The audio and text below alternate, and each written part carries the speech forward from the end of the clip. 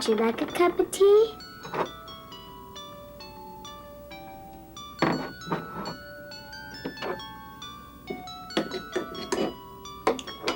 Now it's time for your snack.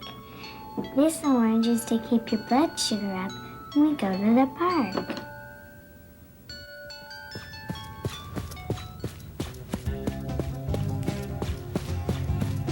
It's amazing. I couldn't have done this for 2 minutes a year ago. Now I can jog around this park twice, and I really feel great the rest of the day. No cracks or sores? No redness? I'm doing all right. Good food, physical exercise, and regular body care are important to everyone's health. If you have diabetes, they are even more. They are the essential tools to gain control of your diabetes, to gain control of your life. Food provides your body's fuel. You have to balance the fuel you give your body with how much work you want your body to do. The main fuel your body uses is a sugar called glucose. As a person with diabetes, it's especially important to control your food intake because your body has trouble using glucose. Carol, would you explain that? In normal metabolism, food enters the digestive tract and your body begins to break it down into glucose and other nutrients. At the same time, the pancreas releases the hormone insulin into your bloodstream. Insulin is necessary to help the glucose get from your bloodstream into your body's cells. But as a person with diabetes, your body does not make enough insulin or cannot use insulin properly. The cells cannot get as much glucose as they need, and too much glucose remains in your blood. There are two common types of diabetes. In insulin-dependent diabetes, the pancreas produces little or no insulin, and insulin has to be injected. Only about 10 to 15% of people with diabetes have this type. The more common type is non-insulin-dependent diabetes, in which the pancreas does produce some insulin, in some cases even a normal amount, but the body cannot use the insulin properly. No matter which kind of diabetes you have, meal planning will be an essential tool in controlling your diabetes. Carol showed me that by eating measured amounts of certain common foods and avoiding others, I could lower my blood glucose levels. Meal planning can also help lower your weight, and being overweight is often associated with diabetes. She said my insulin will work better as I lose weight. Regular exercise is your next tool. It uses energy and helps lower your blood glucose level. Even daily walking for half an hour can help reduce your weight, as well as contributing to your overall health. Regular body care is another essential tool. Carol warned me that over time, high levels of glucose in my blood could harm some of my tissues, such as my eyes and my blood vessels. So I visit an eye doctor regularly. And I always inspect my skin, and especially my feet. I look carefully for infections and other problems. Some people with diabetes may also have to take oral medications or injected insulin. For many people, however, planning what they eat, getting regular exercise, and taking care of their bodies will be all that is needed to bring their diabetes under control. To determine the proper tools for you, you should work with a diabetes counselor. This can be your physician, a dietitian, a physical therapist, a diabetes educator, or several of these professionals. The first thing you should know about planning your meals is that there's no single diabetic diet. I was relieved when I saw that my nutritional needs were really no different from those of anyone else. Today, people everywhere are becoming aware of the importance of eating good, healthy foods, so you aren't alone. The main difference is you'll have to pay more attention to when you eat and the amounts and types of food you eat. Your energy comes from three basic kinds of foods: carbohydrates, proteins, and fats. Carbohydrates are your main source of energy. They are divided into two groups. One group is called complex carbohydrates, which are found in grains and starchy vegetables. These are generally absorbed slowly into the blood, and they cause a moderate rise in blood glucose levels. Simple carbohydrates are found in candies and sugary foods and many fruits. They are generally absorbed more quickly into the blood and cause a rapid rise in blood glucose levels. Simple carbohydrates should be used carefully in your meal plans. Proteins are contained in meats, dairy products, and nuts. The body uses proteins regularly to build and repair body tissues and as a secondary source of energy. Fats are the third basic food your body needs. They're used to protect tissues and provide a reserve supply of energy. Fats are a very concentrated source of energy, and you'll need to eat less of these foods. Carol told me that these basic foods are contained in different amounts in different kinds of food. She said in order to help people like me work out our meal plans, dietitians have divided foods into 6 groups. One of the groups is milk and milk products, then vegetables, fruits, breads and grains, meats, and fats and oils. We can choose items from each of the food groups to help make up your meal plans. You should include foods high in fiber, such as whole grain cereals and nuts, unpeeled fruit like apples and pears, and fresh vegetables like corn and cauliflower. They slow down the absorption of carbohydrates and help keep down the fat level in your blood.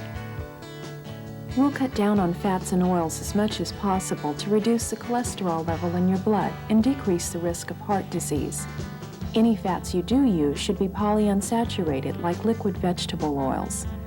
Some people with diabetes should cut out alcohol entirely, but I'd say in your case, a glass of wine once or twice a week will be okay.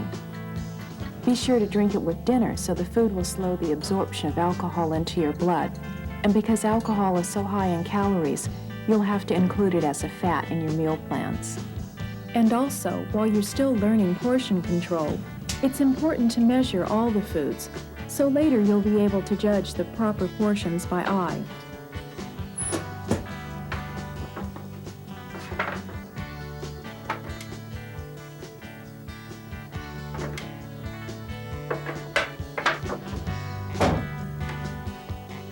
Hi. Hi. What's for dinner? Oh, zebra. Can't you see? Zebra. Mm-hmm. Yeah.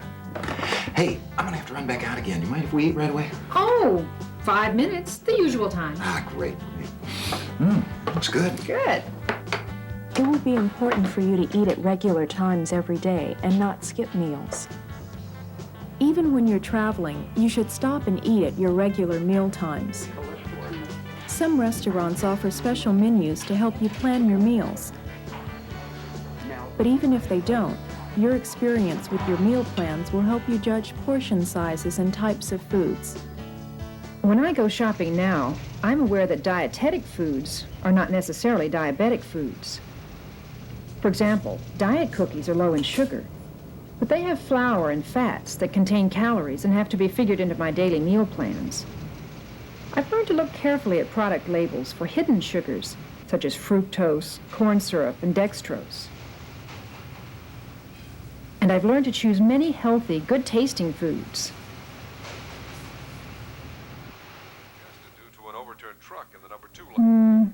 I think I'd rather have a grapefruit this morning. Let's see. One small orange is one fruit exchange, and so is half a small grapefruit. Your diabetes counselor can show you how to use food exchange lists and other dietary guides to plan a varied and appetizing diet that will include your favorite foods.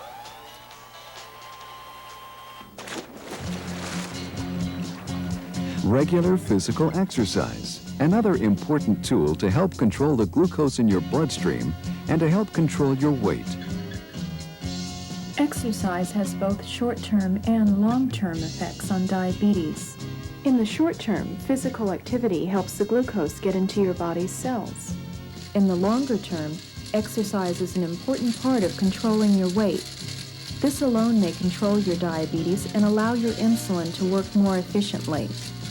Exercise can have many other benefits for your health, such as improving the condition of your heart and blood vessels, lowering the cholesterol level in your blood, and improving your blood pressure. Hi. Hi. That feels good. Yes, it does. I mean my exercise. You know how anxious I used to be when I came home from work. Mm-hmm. Well, this exercise program I'm on is really helping me deal with stress. I mean, I feel so good. It's great. Good.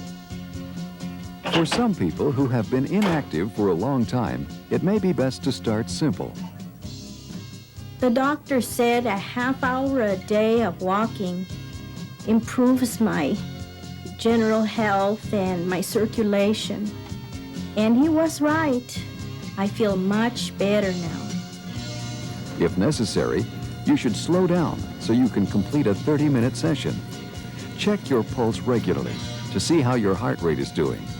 Your diabetes counselor can help you determine a target pulse based on your age and physical condition. We'll work out an exercise program that's best for you.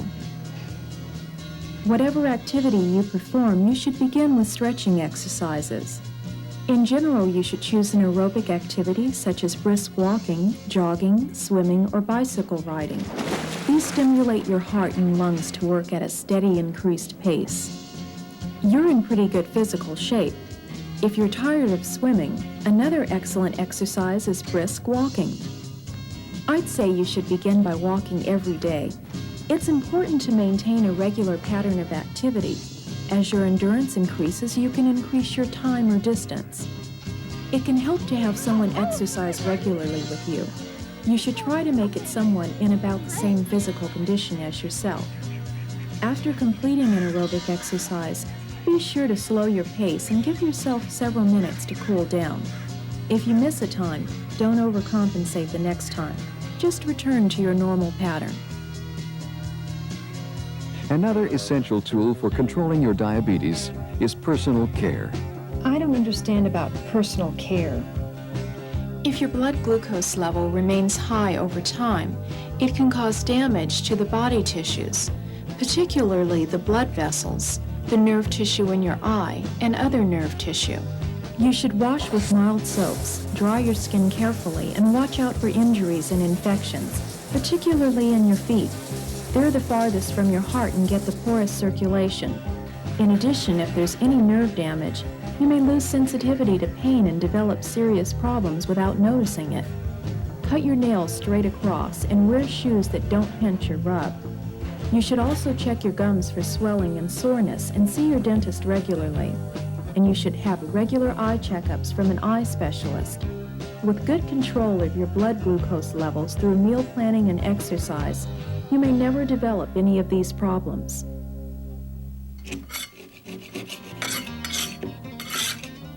You know, Yeah? a year ago, I wouldn't have been able to help you with this project. Help. You're doing all the work. I'll leave you a little. Once you begin using the tools of meal planning, regular exercise, body care, and medication if necessary, you'll find you're not only controlling your diabetes, you'll feel in control of your whole life. You'll be climbing toward a healthier, richer life.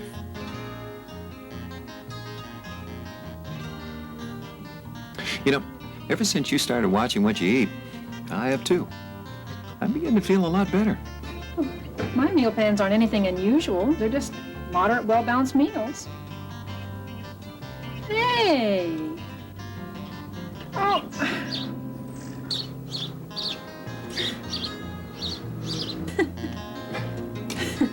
My weight's down, my energy's up, and I feel great. I'm in control of my life. I feel like a million.